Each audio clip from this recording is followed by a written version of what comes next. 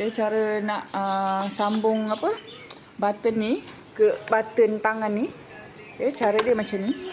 Okay, kita on dulu. Okay, bila on dia akan ada lampu hijau ni. Okay, lepas tu kita kena tekan kedua button ni. Okay, okay, lampu dia akan padam. Bila dia dah padam maksudnya dia dah akan naik kat sini lah.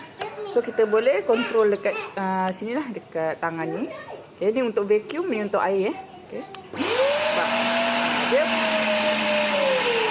Okay, untuk kawal speed juga. Kita tekan speed pertama, speed kedua. Lepas tu dia mati.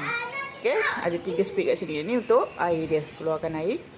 Okay, keluarkan air dekat sini. Okay, on dulu vacuum dia. Okay, buka air.